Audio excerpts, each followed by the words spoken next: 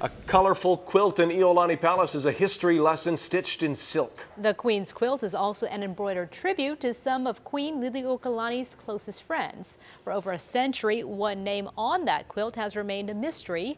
Now it may finally be solved. Hawaii News Now's Jim Mendoza has our story.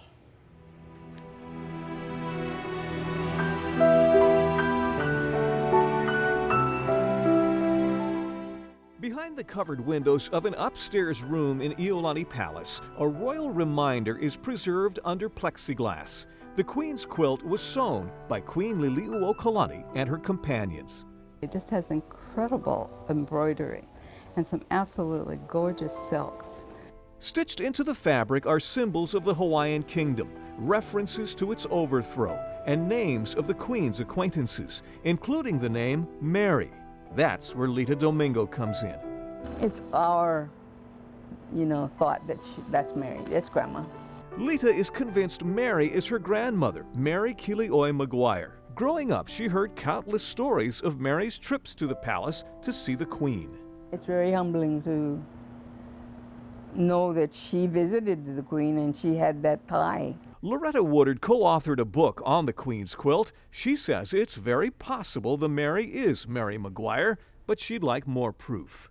And it would be really exciting if someone in the family had some kind of paperwork that had Mary's name on it that might be compared with the embroidered ribbon on the quilt. A document does exist that shows Mary Maguire's name on a palace ledger. It was written when Mary presented the Queen with plants for her royal garden. My grandma was very close friends, so she visited a lot and brought gifts.